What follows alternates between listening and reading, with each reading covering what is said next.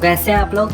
स्वागत है आपका इस वीडियो में। और इस वीडियो में हम पढ़ रहे हैं क्लास 10th का हिस्ट्री का chapter number 1 rise of nationalism in Europe, यानी यूरोप में राष्ट्रवाद का उदय। और ये वीडियो इस सीरीज़ का पार्ट 4 है। इसके पहले हमने 3 वीडियोस किए इस चैप्टर के ऊपर, जहाँ पर हमने 2.1 टॉपिक नंबर तक पढ़ा था।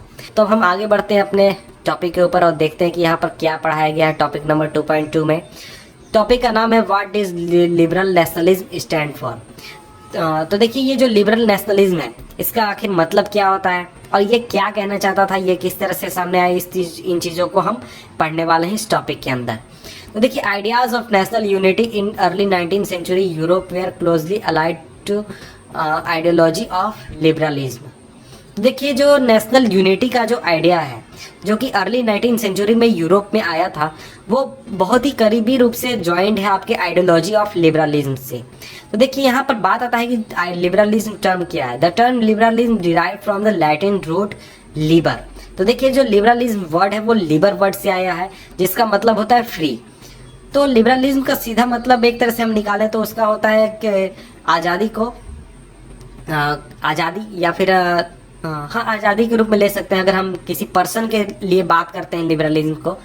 For the new middle class liberalism stood for freedom from the individual, freedom for the individual and equality of all before the law. तो देखिए, मिडिल क्लास, पिछले टॉपिक हमने देखा था कि मिडिल क्लास में ये आइडिया काफ़ी ज़्यादा फेमस हुआ था। तो मिडिल क्लास के लिए ये जो लिबरलिज्म वर्ड था ये सिंपली मीनिंग रखता था कि फ्रीडम, जितने भी इंडिविजुअल हैं, कोई भी लोग हैं, उनके लिए आज़ादी, वो जो करना चाहें, जैसे करना चाहे उसकी आज़ादी, और सभी लोगों को लॉ के सामने यानी कि कानून के सामने बराबर अधिकार हो, उन्हें बराबर छूट मिले, बराबर उनको सज़ा मिले। क्योंकि उसका रीज़न ये था कि पहले जो एरिस्टोक्रेसी चलती थी उसमें कुछ लोगों को छूट होती थी कि वो जो चाहे वो कर सकते हैं, जैसे चाहे वैसे कर सकते हैं। तो इस वजह से जो मिडिल क्लास था वो काफ़ी ज़्यादा उससे नाराज़ था और वो चाहता था कि सभी लोगों को कानून के सामने बराबर रखा जाए। Politically, it emphasized the concept of government by consent. Since the French Revolution, liberalism had stood for the end of aristocracy and clerical privileges. A constitution and representative government through parliament. 19th century liberals also stated the inviolability of private property. तो यहाँ देख लेते हैं क्या बताया गया है। तो अगर हम पॉलिटिकली बात करें तो ये इम्फेसाइज करता है concept of government by consent. इसका मतलब ये हुआ कि लिबरलिज्म की जो आइडियोलॉजी है वो कहती है कि गवर्नमेंट हमेशा लोगों के मर्जी से बननी चाहिए या फिर लोगों के मर्जी से चलनी चाहिए। तो अगर हम बात करें फ्रेंच रिवॉल्यूशन की, तो फ्रेंच रिवॉल्यूशन के बाद तो जो लिबरलिज्म है उसका सीधा एक तरीके से मतलब रहा है या फिर वो जुड़ा हुआ रहा है एंड ऑफ एरिस्टोक्रेसी से, यानी जो मोनार्की है या फिर एरिस्टोक्रेसी रूल है, सॉरी ऑटोक्रेसी, मैं एरिस्टोक्रेसी पढ़ रहा हूँ जल्दी में, ऑटोक्रेसी के रूल को समाप्त से, यानी कि मोनार्की को या फिर निरंकुश शासन को समाप्त करने के साथ वो जुड़ा हुआ है। और इसके साथ जो क्लर्कियल प्रिविलेजेस मिलते हैं कुछ लोगों को जन्म के आधार पर, उसको भी खत्म करने के समर्थन में ये लिबरलिज्म की आइडियोलॉजी रही है। और इसके साथ साथ ये चाहती है कि एक कॉन्स्टिट्यूशन बने और रिप्रेजेंटेटिव गवर्नमेंट बने और एक पार्लियामेंट में जहाँ पर लोग जुटें। तो अगर हम 19th सेंचुरी की बात करें, जो लिबरल्स थे यानी जो लिबरलिज्म की आइडियोलॉजी को फॉलो करते थे, वो दबाव बनाते थे प्राइवेट प्रॉपर्टी के अधिकार के लिए भी। इसके बाद आगे बढ़ते हैं अब हम।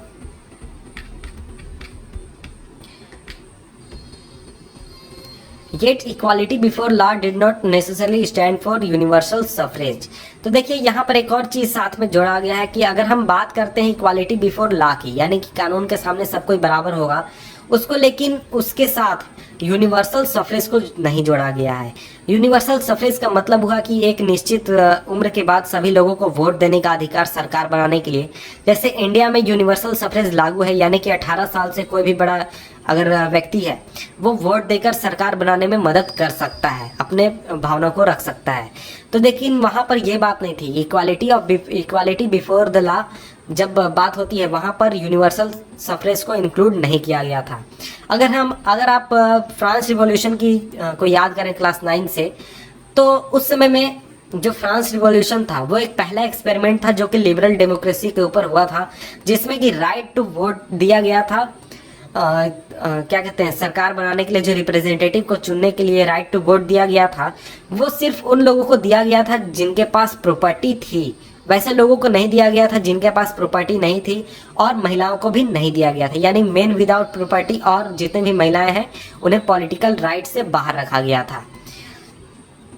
काफ़ी कम समय के लिए जब जैकोबिन्स की सरकार थी उस समय में सभी एडल्ट मेल्स को यूनिवर्सल सफरेज प्रोवाइड किया गया था। However, the Napoleon Code went back to limited suffrage and reduced women to the status of minor। तो जो नेपोलियन कोड आया यानी कोड ऑफ 1804 आया, उसने जो यूनिवर्सल सफरेज था उसको फिर से रिमूव कर दिया, लिमिटेड सफरेज कर दिया, और जो महिलाएं थी उन्हें इस माइनर का स्टेटस दे दिया, और उनको उनके फादर्स और हस्बैंड के अधिकार के अंदर डाल दिया। यानी वो आप खुद से कुछ नहीं कर सकते हैं, उनका अधिकार, उनके ऊपर अधिकार उनके पिता का या फिर उनके हस्बैंड का होगा। Throughout the 19th and early 20th century, women and non propertied men organized opposition movement demanding equal political rights. तो पूरी 19th सेंचुरी और अर्ली 20th सेंचुरी तक जितने भी महिलाएं थी, और बहुत सारे, जितने भी नहीं, सारी नहीं, बहुत सारी महिलाएं थी और बहुत सारे लोग जिनके पास प्रॉपर्टी नहीं थी, उन्होंने अपोजिशन मूवमेंट्स निकाले और वो डिमांड कर रहे थे कि उन्हें भी पॉलिटिकल राइट्स मिले। तो अगर हम इकोनॉमिक स्फीयर में बात करें तो liberalism stood for freedom of markets and abolition of state impose restriction on the movement of goods and capital.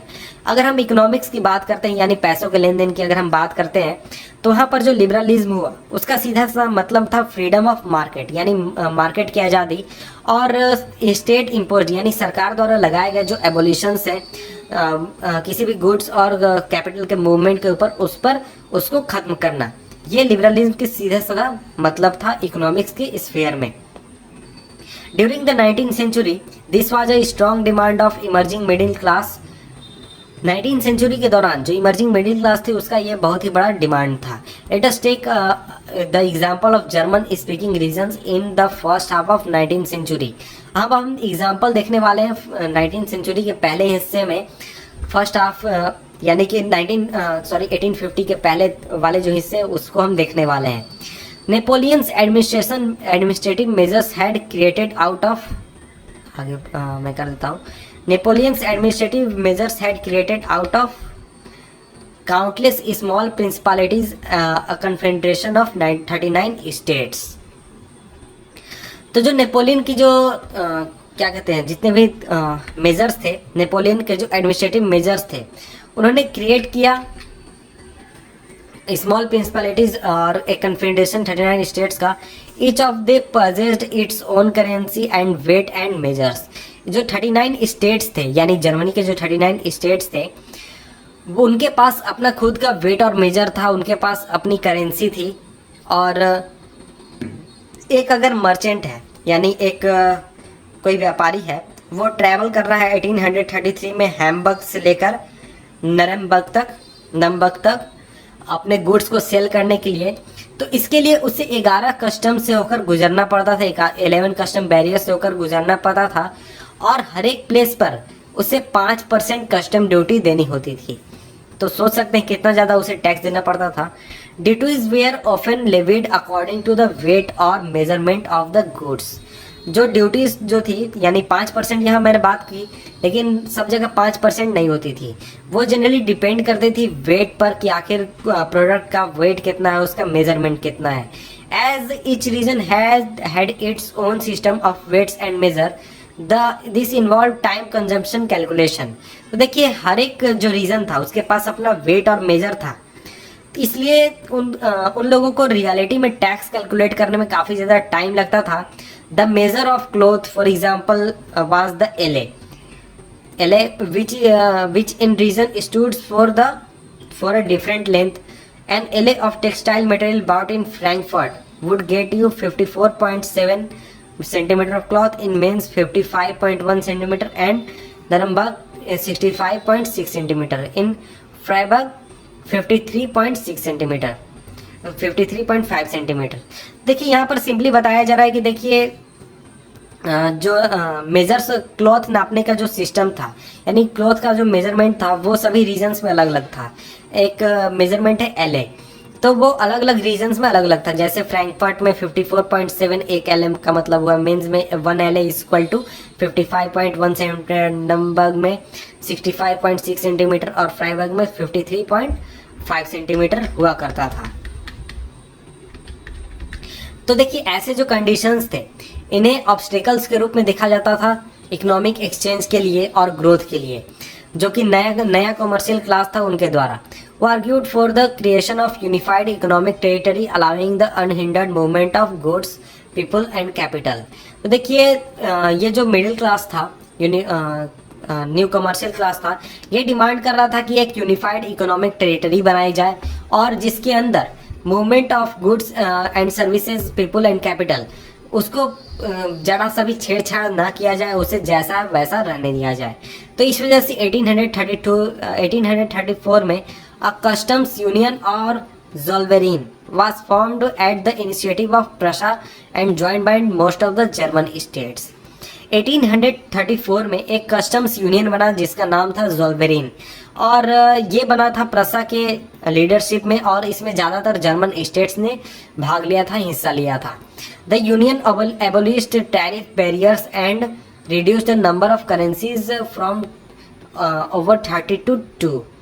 तो देखिए ये जो यूनियन बना यानी ज़ोल्वेरिन बना, इसने ट्रैफिक बैरियर्स को खत्म कर दिया और नंबर ऑफ करेंसी जो थी उसे 30 से ज़्यादा करेंसीज हुआ करती थी जर्मनी में पहले, उसे खत्म करके 2 करेंसीज यानी 2 करेंसीज बना दिया। The creation of a network of railways for the stimulated mobility. तो देखिए रेलवेज का जो नेटवर्क बना उसने फिर आगे चलकर मोबिलिटी को बढ़ाया, यानी एक जगह से दूसरी जगह प्रोडक्ट के मूवमेंट को बढ़ा दिया। Harnessing economic interest to national unification, a wave of economic nationalism standard the wider nationalist sentiments growing at a time. तो यहाँ देखिए सीधा सा इसका मतलब ये होता है कि देखिए इकोनॉमिक नेशनलिज्म भी एक चीज़ सामने आई। वो कैसे कि देखिए लोगों को बहुत ज़्यादा परेशानी होती थी बहुत सारे स्टेट्स होने की वजह से, लेकिन जब एक स्टेट होगा तो उतनी ज़्यादा परेशानी नहीं होगी इकोनॉमिक्स में, और इकोनॉमिक ग्रोथ भी है वो काफ़ी ज़्यादा अच्छा होगा। इसलिए इस तरह के नेशनलिस्ट सेंटिमेंट को बढ़ाने में इसने काफ़ी ज़्यादा मदद किया। तो इस वीडियो में इतना ही, आपसे मिलते हैं हम नेक्स्ट वीडियो में नए टॉपिक 2.3 टॉपिक नंबर के साथ, जिसका नाम है अ न्यू कंजर्वेटिज्म आफ्टर 1815। तो नेक्स्ट वीडियो का लिंक मैं नीचे डिस्क्रिप्शन में दे दूंगा। अगर जिस समय आप देख रहे हैं वीडियो समय तक अगर ये वीडियो बन जाएगा नेक्स्ट वीडियो, तो मिलते हैं आपसे हम नेक्स्ट वीडियो में। तब तक के लिए गुड बाय।